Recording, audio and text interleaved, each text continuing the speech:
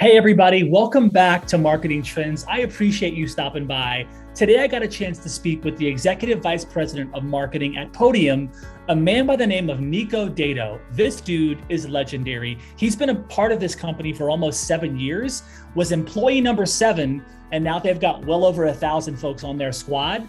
We talked about his team, how he builds high performance teams. We talked about how he looks and thinks about marketing at a high level, how he talked about like the future of messaging and what's really important, and how brands, really big and small, need to be paying attention to this piece. You're gonna love this conversation. Hey everybody, welcome to Marketing Trends. It's your host, Jeremy Bergeron, Vice President of Content at mission.org. And today on the show, we have an absolute baller, Nico Dato, Executive Vice President of Marketing at Podium. Nico, welcome to the show. Thanks so much for having me, Jeremy. I'm excited to be here. Super stoked to have you, man. Look, I wanna give people a little more context on you, because people will inevitably Google you and check you out on LinkedIn and do all the things. But it's like some cool things you've done on paper, and I want to just mention it, dude, because you inspire me already. So Nico, he grew up in Utah, which I think is awesome. Graduated with a degree in economics, which I love how that informs your marketing experience, and I want to get into that. Okay. Prior to your Podium world, you helped run demand gen at Teleperformance, and then managed Zane Benefits, the marketing team there. That's right. This where it's interesting too. After joining Podium in 2015, he assisted in taking the company through Y Combinator in 2016, becoming one of the highest revenue generating companies ever to attend the accelerator.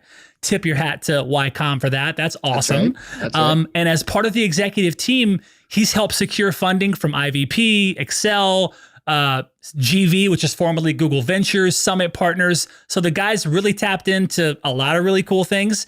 And I love that in your free time, you play golf, which I do as well.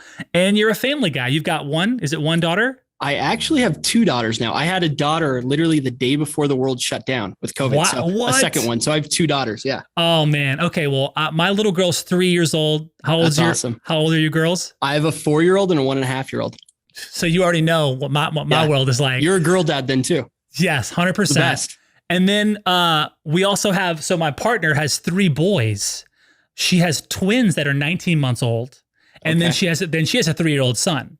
Okay. So we essentially have two sets of twins at our house, dude. It's insane. It's very calm, I'm sure. Dude, yeah, super calm. Yeah. But dude, I love being a dad, especially to a little girl. I mean, you already know, man. It's a complete game changer. So, dude, so cool, man. I love your background. Let's get into the genesis, though, Nico. I want to hear. Where did it start for you? Where did marketing get on your radar? Was it a book? Was it a podcast? Was it a brand? When did this kind of spark first initiate in your life and your world? Sure. Well, first and foremost, thanks for that nice intro. It makes me sound way cooler than I actually am. So I appreciate that. I think for me with marketing, I even in high school, I took a couple marketing classes. I'm like, oh, that's pretty cool. And then I ended up getting into college and, I naturally just kind of like felt like I was good at economics, which was like a super random thing to be good at. Like my friends were like, are you crazy? And I kind of liked it. I got into it and then I started thinking like, hey, maybe finance is my route. And so funny enough, I went and did a finance internship, an accounting internship. I hated it. I literally on week 1 was like, this is not for me. Like I have so much respect for these guys, but this is not for me. And so, I kind of went back to the drawing board the next semester and ended up getting a couple of different kind of marketing internships, part-time jobs. And, that's where I kind of realized that, marketing isn't just like playing in Microsoft Paint, it's not like grabbing the green spray can and then using the pink spray can. Like it was becoming really analytical at the time. This is the 2009, 2010 era. And so it really kind of started becoming really apparent to me that it was analytical, and that was exciting for me. And so, I started dabbling in a few things and ultimately started falling in love with, demand generation and more specifically email marketing. And just thought it was really cool. And that was kind of the kicking off point for me. And so, the rest is history.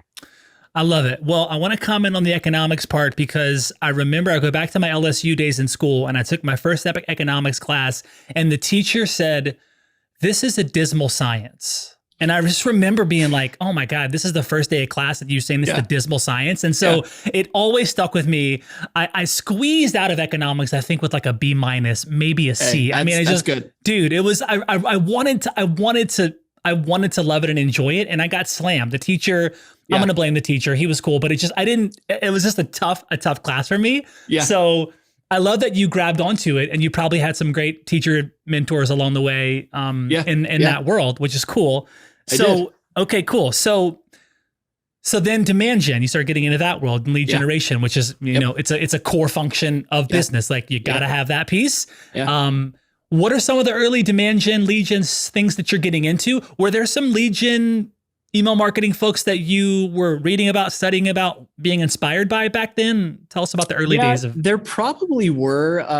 Admittedly, I don't really remember exactly who they were or what they were, but I think for me back then, a lot of it was, we were going to events, we were getting leads from these events, we were buying lists, and we were trying to warm up those lists. Also, my first job out of college was for a big BPO company or call center company called Teleperformance, which is like customer care for all the largest customers.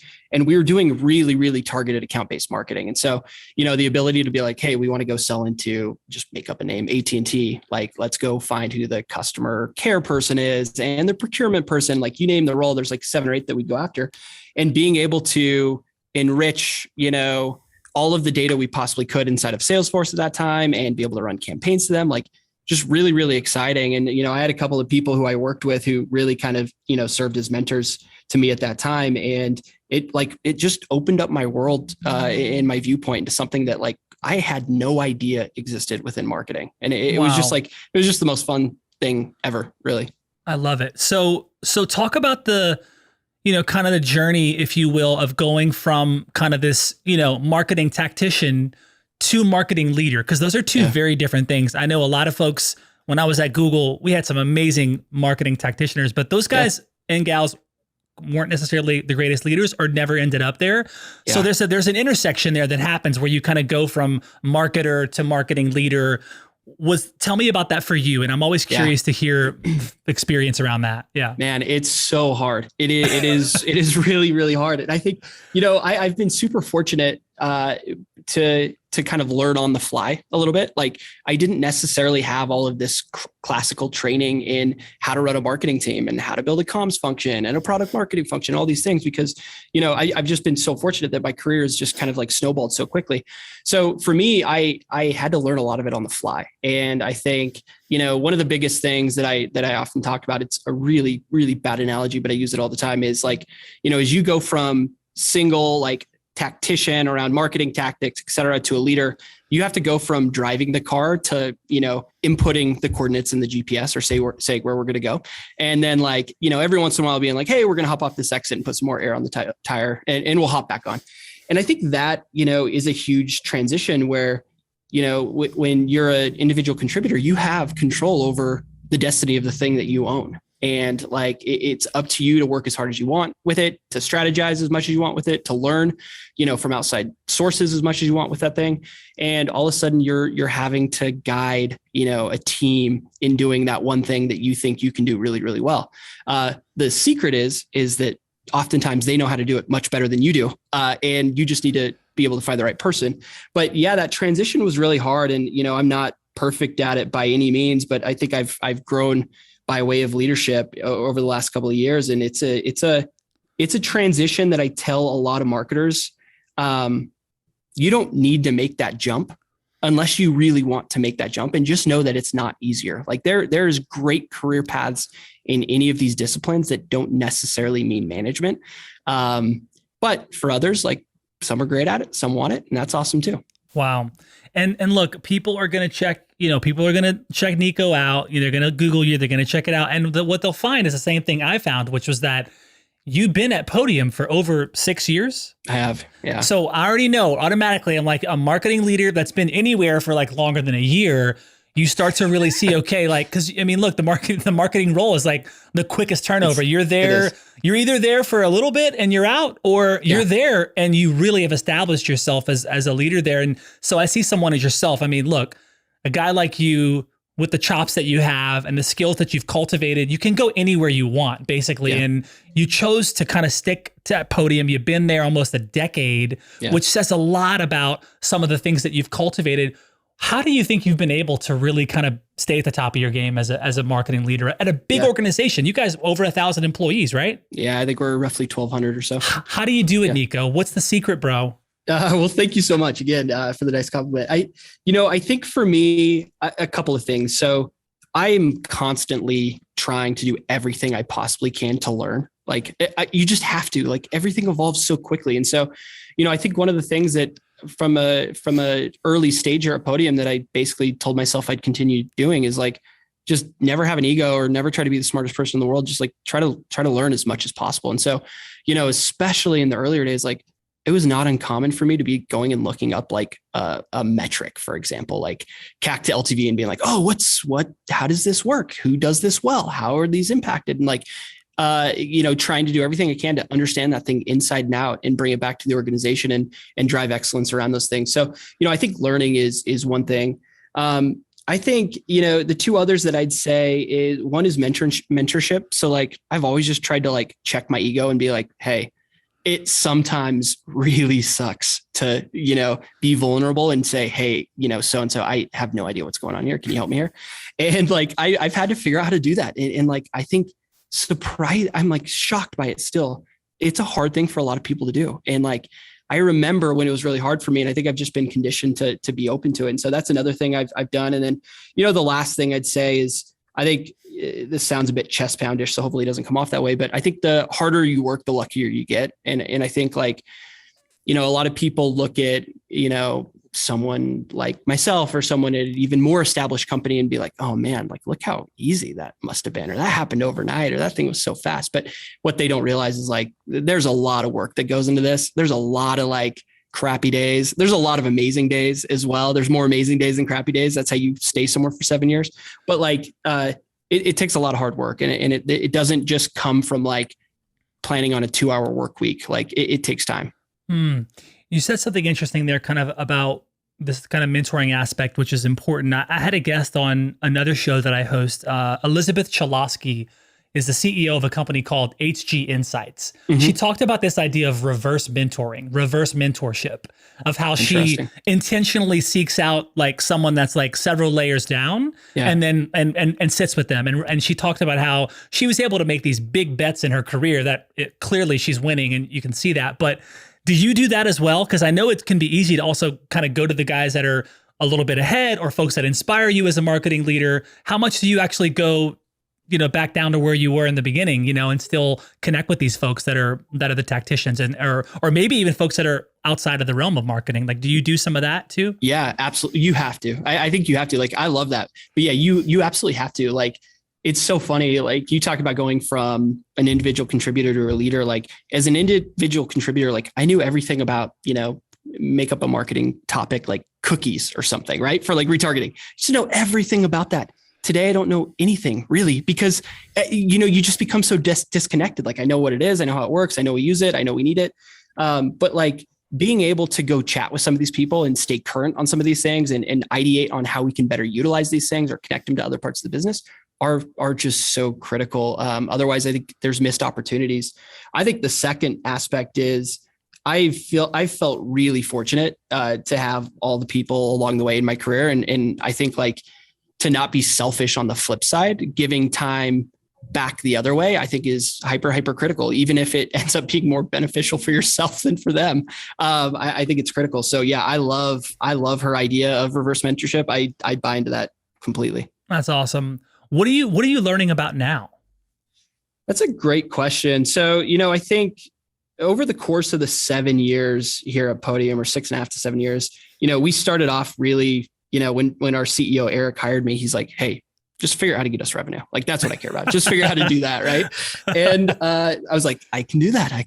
We'll figure that out. And so we did that. And that was, really focused around revenue marketing type activities. So digital, demand, et cetera. Over the course of the last couple of years, like we've really transitioned to help drive growth through adding other functions and maturing other functions like product marketing or communications or, a web team or whatever it is. And so I think for me, that's just continued. Today, like I'm still trying to refine some of those areas and improve some of those areas and set direction and resource better for some of those areas. I've brought on a couple of really awesome senior leaders over the course of the last 6 months or so. And so even just ideating with them on how we can best resource for future planning is a total learning process for me, based on their backgrounds and some of the vision that we have as a company. Do you feel like you've gotten really good at hiring? I feel like I've gotten pretty good at hiring. When I joined Podium, I was employee number 7 and we're at 1,200. Yeah. And so we've hired a lot of people. So whether it's just hiring for my department or helping with, sales or strategy or some of these other roles, I've interviewed a lot. So I feel like I've gotten better at it, but it's still hard. I mean, hiring is really difficult. I think you end up finding a couple of those things that you can kind of pattern match after and like rely on. And that's like kind of your best bet. And I feel like I've gotten okay at that. Wow. Man, that's interesting. So employee number 7 of way over 1,000 now. I mean, there's so much that you can talk about. And there's so much growth that you're going through as a leader, going through as an organization. You know this better than a lot of people. Look, that kind of growth, it's a full contact sport. And there is really virtually nothing easy about that experience. And it's incredible to have done that. And now Thanks. I'm curious about your perspective now, because you're as the marketing leader for this really cool organization and brand that's not slowing down. Clearly, you're kind of at this intersection of like comms, product, finance, operations. Like you really sit as this like microcosm to a lot of other things. And yeah, sure. And that the modern day marketer, that's really important to be in that be at that intersection and still have alignment across all of these other really important things inside of a really big business. Yeah. How do you do that? Do you kind of hang in? Do you feel more comfortable going with the product folks and going down that road? Have you had to sharpen skills in those areas where you're not as comfortable? Because clearly you're there's a lot of things happening at your seat and to your right and your left and above and below. Yeah. What is that like for you?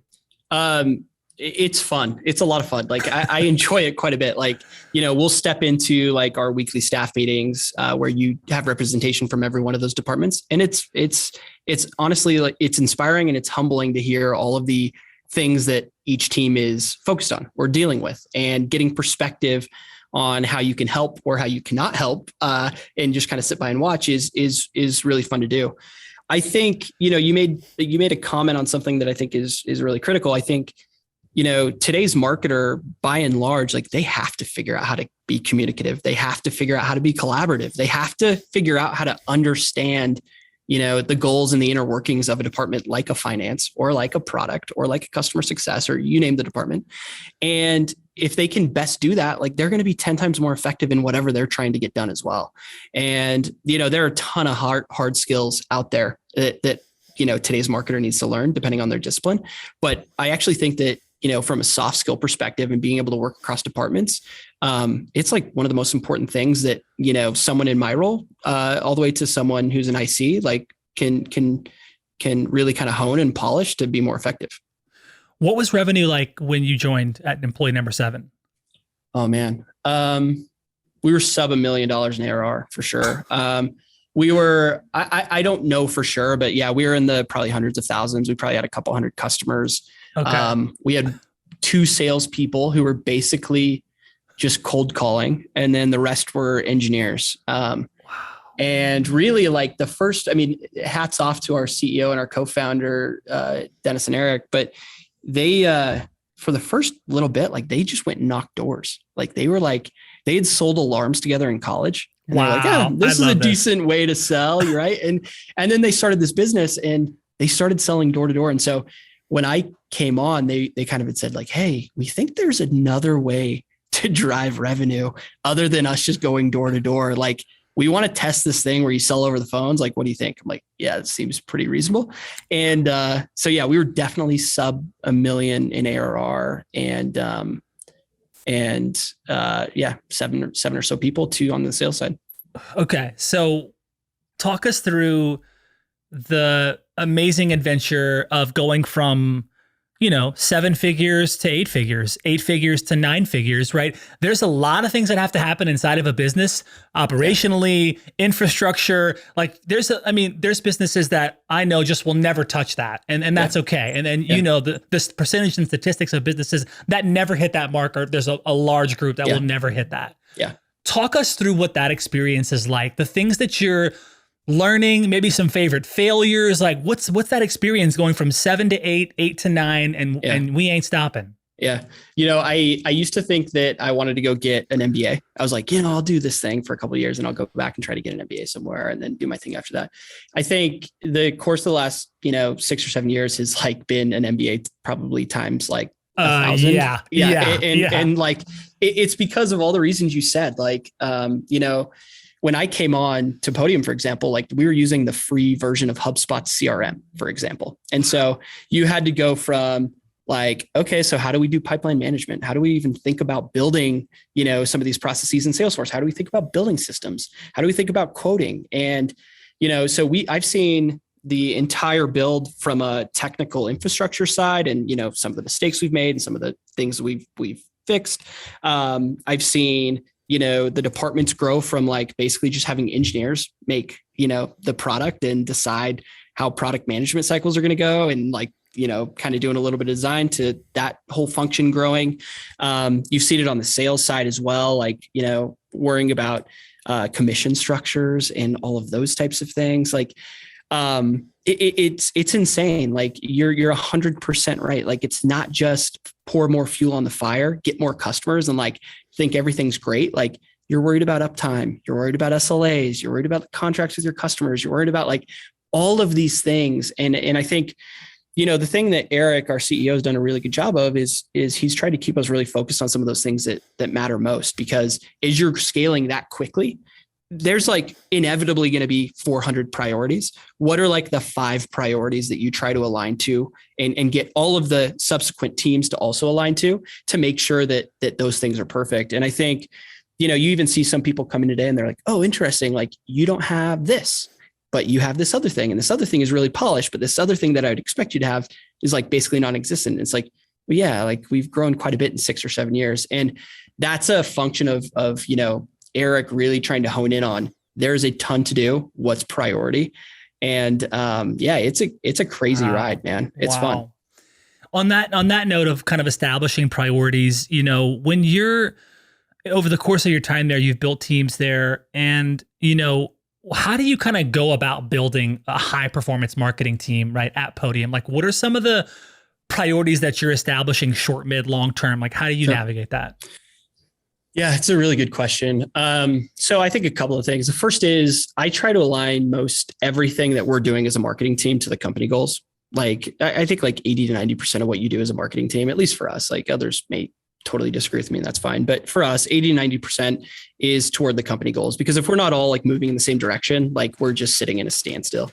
So, a lot of our goals are aligned around the company. And then the 10% or 20% are kind of like, how do we future-proof some of these things to make sure that we don't hit these awkward dead ends, like, at some point in time?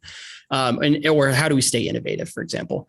I think, by and large, the charter for my team has been growth. Like I am not bringing on a brand team, or I didn't bring on a brand team to just like make us feel good and have a nice looking color. Like we're bringing on brand teams because it's in service of growth. And we think that, having, our voice and tone be a little bit more, dialed in, or, our aesthetic looks be a little bit more dialed in are going to help.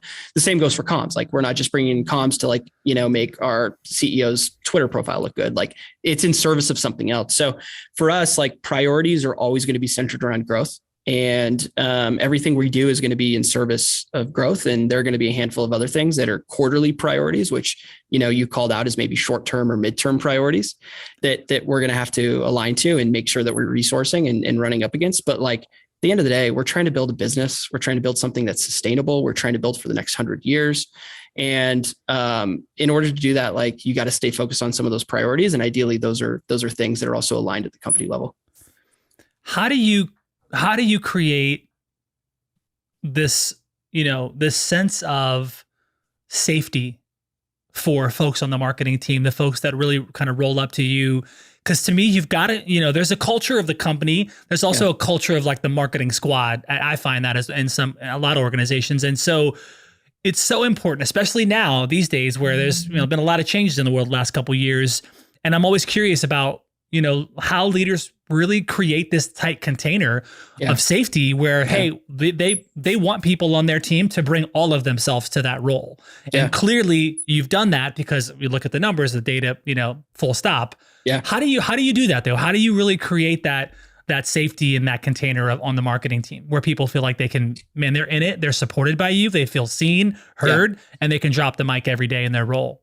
Yeah. I love that. Drop the mic every day. I think it's a balance, right? Like marketing is so public. What you're doing is so public. Like everyone's seeing the emails that your team's sending. Everyone's seeing the new web page that you launched. Everyone's saying, the new one pager that you put out for the sales team. Like everything you're doing is so public. And so I think it's a balance of like making sure the team is well equipped for the public perception or criticism, whether it's, internally the team or externally, if you're like a really big consumer brand or something similar.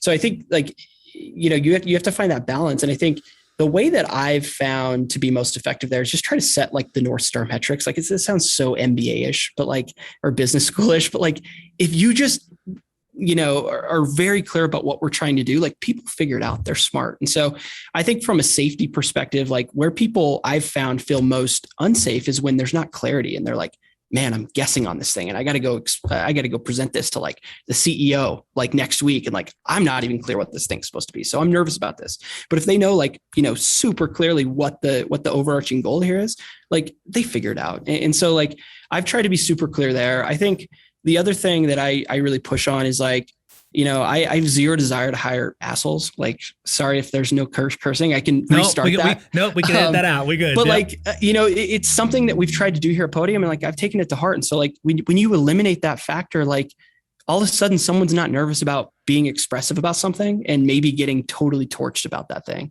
And so I think, trying to just bring on people who don't have egos, who want to build something special together, like automatically kind of starts to build that safe kind of environment that you're talking about. What about when you're growing so fast and you got to hire, you need to get the right people, but yet you're in this, like we're experiencing that now in our business where like there's a lot of explosive growth and we have to bring people on and we also want to bring the right people on. And we have the same zero asshole policy at Mission as well. Love it. But it really is, there's tension there, and I'm curious, how are you navigating that? How did you? And I'm curious about that. Yeah. We're absolutely navigating it. I'm sure you've navigated it in your professional life too. And you're right. It's hard. Like, because you've got these demands of today and people are like, hey, I'm drowning. I need like, someone to come take this thing. And you're like, I haven't found the right person yet or whatever it is. And so you're right. It's tough. I think my hiring mantra, and it may be different for others, but mine has always kind of been like, hire people, not for the role. Like you're hiring for a specific role, but you need to find the right person for that role as well. And so I would rather take a longer amount of time finding the right person than having to restart in 3 months or 6 months or whatever it is. And so, have I missed on hires? 100%. Everyone has. Will I miss on more? For sure. But like, by all means, like my intent is to find the right person for the role and know that the longer term impact of finding the right person is going to be much greater than filling this short term need that, may just be a 2 or 3 week difference. Does that like resonate or answer your question there? Absolutely. Yeah. And I was going to ask you if you were more of a like hire slow, fire fast kind of guy or reverse. I'm so curious about that. Yeah. No, that's really cool. So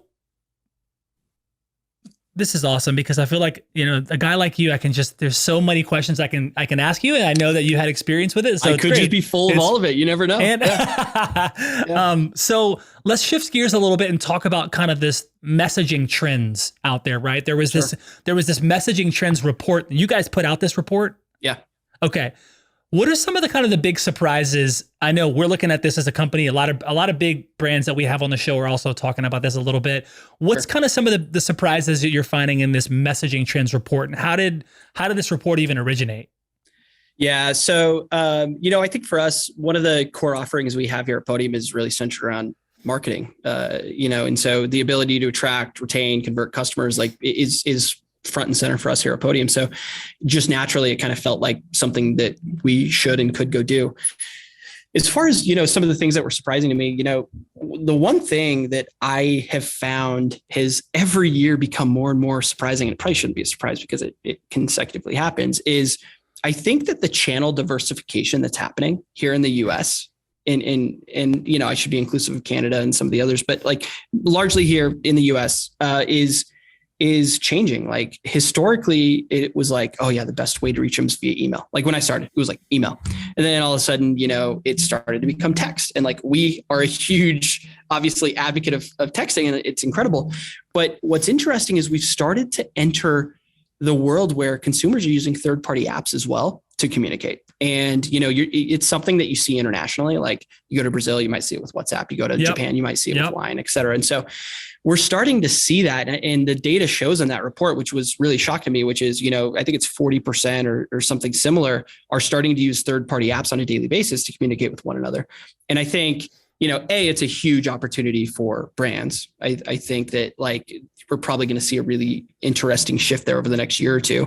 But B, I think when you're talking about making sure that you get your message in front of the right people, it's something that people should be aware of, or marketers at the very least should be aware of, which is, there's channel diversification that's happening and you should take advantage of that. On that note of kind of channel diversification, what does it look like at Podium? What are, kind of high level, like, are you doing direct mail? Clearly there's SMS stuff and that. Yeah. What is kind of the pie look like there? So it's funny. Podium, we've like historically taken a very traditional approach to kind of our channels. Like we do a ton of trade shows, for example, which is like something that I know not a lot of people do. We do a lot of direct mail. We do radio. We do everything you can imagine. So yeah, I mean, for us, like it takes 3 or 4 touches for us on average to get, someone's attention in the way that we want to get their attention and to get the behavior we want. And a lot of times that comes from a combination of digital, traditional radio, print, whatever it is.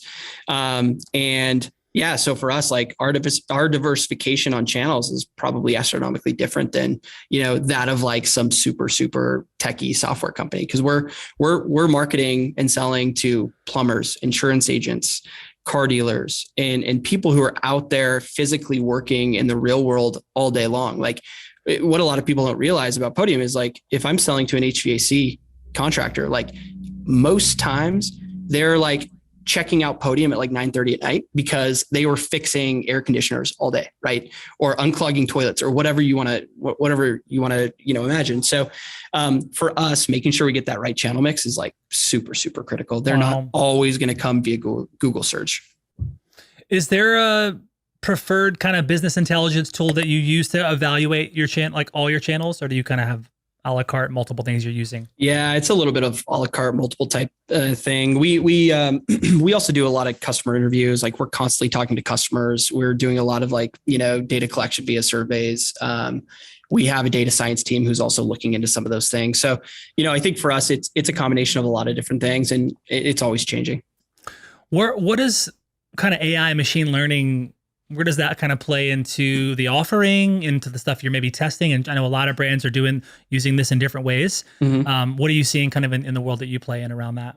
So obviously on the product side, like there's a lot of machine learning AI type stuff that we're utilizing.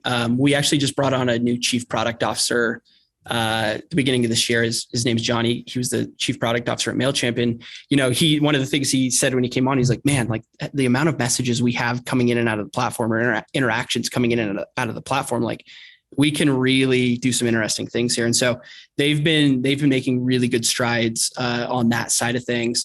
From a marketing perspective, we've largely used machine learning and AI on lead scoring, lead routing, really just trying to be hyper effective on getting the leads as fast as we can in the most frictionless way possible. We're also looking at some of that area of technology for things like content delivery and a couple other things for next year, which I think is really exciting. My guess is like those areas of technology will just end up bleeding into everything that we do as marketers. But for right now, we're hyper focused on utilizing that kind of stuff for our lead gen efforts, our lead routing efforts, our lead scoring efforts. What do you think is like the biggest mistake you see marketing leaders make in their omni-channel marketing strategies? That's a great question. I think a couple of things. I think one thing I've noticed more and more lately is because of automation, like you can rig up Marketo to do about anything and everything you want these days, which is awesome. That's what we use. And because you can do that, oftentimes I see a little bit of laziness in the content that's being delivered through all of these different channels. It's like one size fits all, right? For example, I got a newsletter from a brand, I won't mention who, like 2 weeks ago, and I saw the content. And then literally like 3 days later, I saw an Instagram ad that had the exact same content in long form. It was cut off. And I'm like, that's just lazy. It's probably automated, which is great. That's awesome. I'm a big fan of that, but like, it's a little bit lazy. And so I feel like I'm starting to see that more and more, where it's like automation and technology makes this easier to reach people across more channels, which is great. But I think that the content that you're delivering is really critical. And I don't think it's a one size fits all. What about how you and the Podium squad have kind of doubled down on the customer experience, and especially kind of in the last couple of years specifically? Have there been sweeping changes in the customer experience and the journey and some of the the whole experience that someone goes through engaging with the brand? What's your view there? Yeah, for sure. And we have a lot more to do. Like we've made really good progress. We have a lot more to do. That's like the bottom line up front there. I think we have made a ton of progress. I think, again, we talked about like a lot of things scaling really quickly over the last 6 years. When we first started formulating like this entire flow, there were 1 million touch points. There are also like 5 people in that process. And people like consumers would be like, or customers would be like, hey, Podium, like, I don't even remember who I talked to. Like, you know what I mean? I talked to John, I talked to Kate, I talked to like name 3 other people. And so that's been one really big area of emphasis for us is how do we streamline that process so there's not like 10 people in 100 different touch points that maybe aren't needed. So, that's one area we've really leaned into. I think the other one on the marketing side that I would mention that's really relevant is I'm a really big fan of speed to lead. Like, I think that, there's always these stats that you see coming from different outlets, and it's different every year, where it's like, oh yeah, you have 15 minutes to respond to a lead, and if you get to them, then it's like 500% increase. I buy all of it to some extent, but like you're a consumer, I'm a consumer. Like if you go look for something and you shop 3 or 4 brands, there's a pretty high likelihood that I'm going to go with the first person that reaches back out to me, and I'm also going to view that as the best experience. And so one of the things we've been really focused on here is like, how do we dial into speed to lead? What if someone comes in at 11 o'clock at night? Do we have coverage there? Right. If they come in at 11 o'clock at night, does that mean they want a phone call at 11 o'clock at night? Or like, should we be thinking about a text message or an email or whatever? So, that's an area that, again, we have a lot of progress to make there, but it's been something that we've been really focused on, and I think is really important to the business. How has adding processing payments changed Podium as a company? It's been massive. I mean, that's huge. Yeah, huge. It's been massive. Like, for those not super familiar with Podium, we originally started selling a product that helped generate reviews. And so those reviews helped them with local SEO. It helped them get found online. It would help give the consumer confidence for someone to be like, yep, this is the plumber I want to use. And, slowly we've kind of added different products along the customer journey. So we added a website chat product that allowed, then that person who landed on the website to easily convert to a potential buyer. We added a feedback product, which allowed them to get feedback after post service. We have a video chat component. And like one of the areas that we just were missing for a long time that we were always interested in was kind of closing the loop on the transaction. And payments was a way for us to do that. And so, we launched with a product which we called Text to Pay, and it was the ability to pay over text message via a credit card or Google Pay or Apple Pay. That took off. It's been a great product. It's a really fun one. And then this year we launched physical in-store card readers, and it's been great. I mean, it closes the loop. It adds attribution where needed. Of course, we're helping on all the kind of like ancillary type benefits like rates and all of those types of things. But it's been an absolute game changer for us. Our customers really like it, which is really fun to watch. And it allows us to be present across, the entire customer journey and really kind of act as the operating system for their businesses. Were you guys the first to do text to pay? Was that you guys? Were you the first to? I would say we were early. To say that we were the first, I probably would be misquoting something. I'm sure others have figured out in some form or fashion how to do a version of text to pay, but I would say that we were super early. Like, okay. I think historically we've always had to do more demand generation than demand harvesting. And what I mean by that is like, we didn't naturally have people being like, hey, we need a solution to text customers and get payment over text. Most of it is us trying to educate them on why. And I would say when we launched that product, like it was very much trying to teach people how this thing worked. Wow, I think I can imagine being at the beginning of that, and that having that capability. And of course, a lot of people use it now. I mean, I use it all in lots of different ways now. It's so helpful and so convenient. What's next? What's next, like for messaging? Like, fast forward a couple of years down the road, you and I are chatting about this. What does it look like? On the messaging side? Yeah. I think there's a lot of interesting angles. So like you're starting to see like, there's a couple of brands like Google, your alma matter, dabbling in small company, you may have heard of it, dabbling in things like, rich content. So like RCS type messaging, you've obviously got like iMessage and Apple is working diligently to get like Apple Business Chat out there to the world. And you can see it in some of the trials with like Home Depot or Delta. So I think you're going to see really interesting things by way of messaging. I think that something that is not going to change. And it goes to one of my surprising facts on the messaging trends report is like, I think omni-channel is going to be absolutely important. Like something that might be shocking to a lot of people is like, we manage a lot of Facebook Messenger conversations every single day, like a ton. And, for you or I, like, I don't know about you, I don't spend a ton of time on Facebook personally, but like there are a ton of people who do. And I think that, the ability to be available and present on a lot of these channels where people just naturally are is going to be really important. I think the last thing is, what we're proving via messaging is there's so much you can do via messaging. Like it's a delivery mechanism that is super relevant. And like, if you can get paid over text, like you can do just about anything over text, which is pretty incredible. And like, it doesn't just stop at text. It stops at any kind of messaging channel.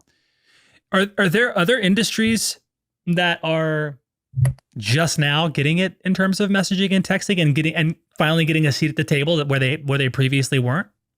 Like industry wise? Yeah. Yeah. I mean, look, shameless plug, but like, I think our types of customers tend to be the laggards. Like they're the laggards. Like, e-commerce is always going to be at the forefront. Like they always just are. Right. Or like, you can send a HelloSign or a DocuSign or whatever through text and like get a signature via text, which is pretty incredible. Like technology companies are always going to be at the forefront. Like what you're seeing today is local businesses, which are, by the way, again, shameless plug, like the backbone of our economy, like where most of transactions actually happen. They are just catching on to what everyone else is catching on to. And so, the exciting thing for me is when I go shop at a business and I get a text that's powered by Podium, I'm like, this is awesome. Like we're helping pull these customers along and make them more modern and make them more competitive.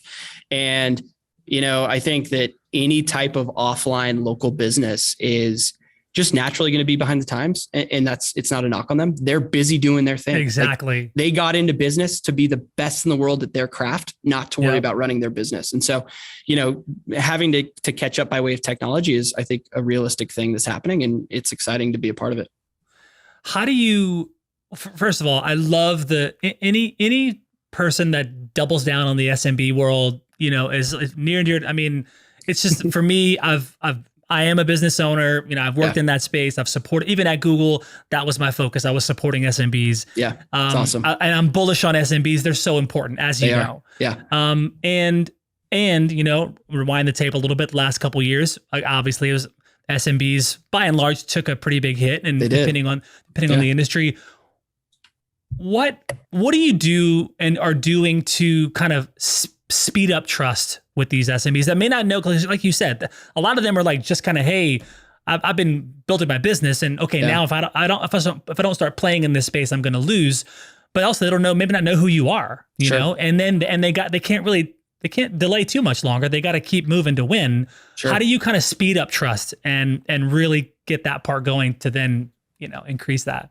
Yeah. You'd be surprised. Like social proof is incredibly important for these types of businesses. So, whether it's working with another auto dealer, right, and showing the results or getting a recommendation from another auto dealer is super important. Or maybe it's the auto dealer who hangs out with the dentist because they live in the same neighborhood and golf together, right, on the weekends. Like that kind of social proof has proven to be really effective and really important for us. And I kind of said this earlier, like they're not oftentimes like going and looking up what types of businesses or what software vendors or providers would be great for them. Like a lot of it ends up being word of mouth. And so, one thing we've really focused on and will continue to focus on is like, we want to be on the same side of the table as these customers. We want to show that we understand that their opportunities and their struggles are very real. And we want to show that we understand them and want to address them.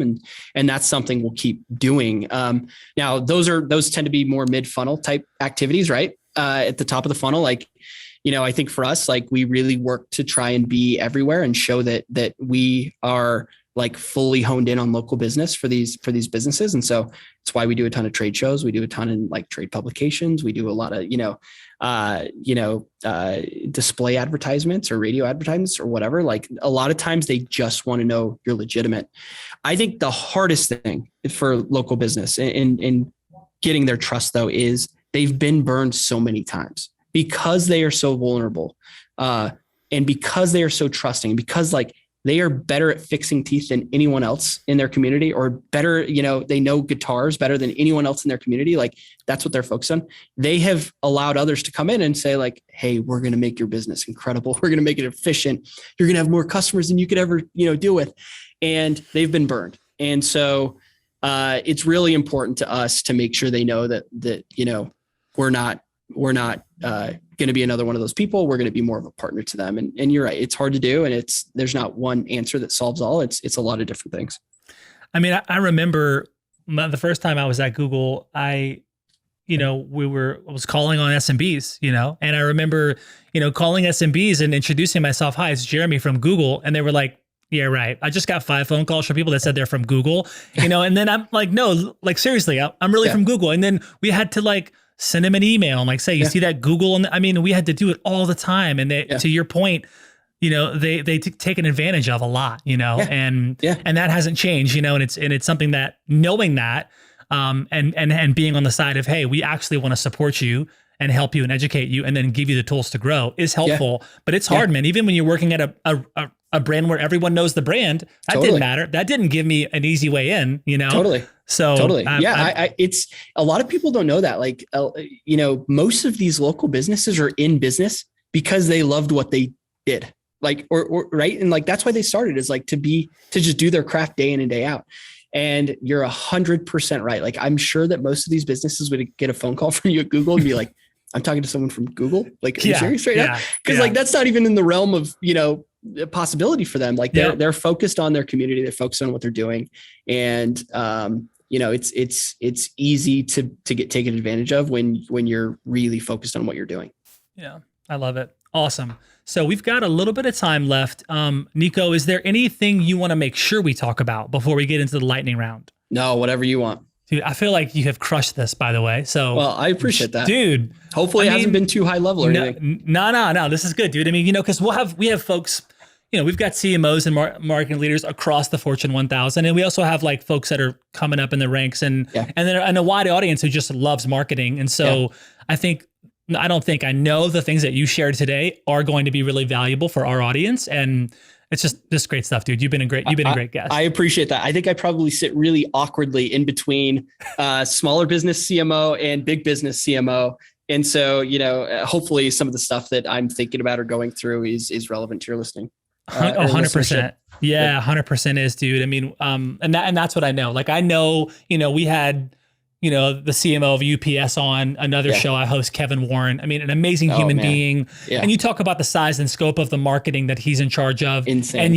And yet I know, because I talked to him, for an hour and got to know him, that this is a guy that is paying attention to brands above and below. And so, dude, your experience is gold. So thank you for dropping the mic, man. Hey, I'm glad to be here. This is awesome. Okay, let's do lightning round, and then we'll wrap it up. Okay, so marketing trends. This podcast is brought to you by Salesforce. We bring marketing and engagement together. Learn more at salesforce.com/ marketing. First question, we have Nico Dato, the head of marketing for Podium, in the house. First question, Nico, this is an easy one. Favorite book or movie or podcast? Oh, favorite book or movie or podcast? That is a great one. I listen to a ton of podcasts. I have a 40-minute commute in the morning and at night. So, okay. I listen to basically all of the Barstool sports type stuff. I listen to a new podcast I found lately called Smartless. As far as favorite book, most recently it's Bob Iger's new book, which I'm sure is cliche and it's been an answer of a lot of your guests, but it's an incredible one, which is Ride of a Lifetime. Love it. Okay. What did you not expect about the Y Combinator experience? Oh man, that's a great question. So I wasn't as plugged in as our founders were. Obviously, they were very in tune, but I was super fortunate to have conversations with people who I would have never imagined having conversations with. And I think that was the most surprising thing is, one day all of a sudden they'd say, hey, there's a marketing session. Come on in for the marketing session with us. And it would be like, the CEO of Groupon or something. And you'd be like, oh my gosh, I get to actually talk to this person, like, mano a mano. So I think that was most surprising to me. I love it. What would you do if you weren't in marketing? Oh, it's a great question. I think I would honestly try to go be a caddy, a golf caddy. I love that. Yeah. I love that. Yeah, yes. It's like, I'm going to go complete opposite. Okay. Awesome. Best advice for a first-time VP of marketing, head of marketing? I would say figure out what your company needs from you and focus on that. Like with all your heart, get your teams focused on that. Like keep it simple, keep the goals fewer, like figure out what your company needs and go all in on that. Maybe one of my favorite questions. Thank you, Aaron. Shout out to the producer. Was Michael Jordan actually sick during the flu game? Oh man. Well, I'm not going to answer that one. I feel like I'm going to get hate mail for that, but I will just say Michael Jordan ruined my childhood with that game. Funny story. I'm sure this is screwing up lightning round. I always thought if I ever ran into Michael Jordan, I would be like, hey, you screwed up my childhood. And one day I just happened in Utah to be walking through a door and I ran into something and I looked up and it was Michael Jordan. What? And he's like, oh, I'm so sorry. And I just froze and walked away. And he was probably looked at me like I was a complete psycho. Oh, that's epic, dude. That's beautiful. I love that. No answer on that. That is a hot topic here in Utah. Okay. What's your best moment as a Utah Jazz fan? Oh man, when John Stockton hit the 3-pointer to go to the finals. I remember where I was and who I was with that shot. Oh, I love it. Awesome. Yeah. Okay. Couple more here. Let's see. What's something good here? What's something that you keep learning again and again? Oh man, that you just do not know anything really. That's what I keep learning over and over again. I mean, I think like you're constantly just resetting and trying to learn from scratch in everything you do. I even think like as people go into new businesses, they might have seen the scale or the scope of what they're doing, but like it's totally different. And so I think hitting the reset button and understanding that you're going to constantly be learning is something I keep learning. What do you love and appreciate about yourself? Oh man. I think that I'm very open-minded. I'm open to hearing other perspectives. And I think this bleeds into my team as well, but like, I really try to check ego at the door as much as possible and recognize that I absolutely do not have the answers for every single thing. Finish this sentence. I'm secretly curious about. Oh, I'm secretly curious about flying airplanes. Me too. Are you? I'm going to get my pilot's license. I haven't started yet, but I am. Yes. I want to do the same thing. So Sweet. You let me know when you do it and I'll do it with you. Yeah. And, I like every time I fly on an airplane, I'm like, this seems so relaxing. What if you were just the one flying? Yep. So let's okay. You heard it here. We're both gonna fly. We'll meet up and play golf somewhere. Done. We'll fly. Done. Okay, I love it. Done. Okay. Last two questions. If Nico had unlimited creativity and support, he would blank. If I had unlimited creativity and support, I would blank. Oh man, that is a hard one. If I had unlimited creativity and support,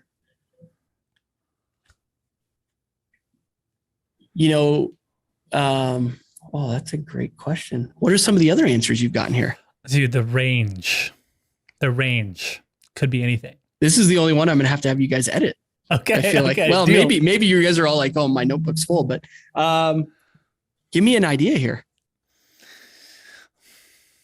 I mean, it could be tied to a dream you had, when you were younger that you wanted to accomplish, or maybe something you wanted to create, invent, do, experience, if you had the unlimited way to do it, what would that thing be?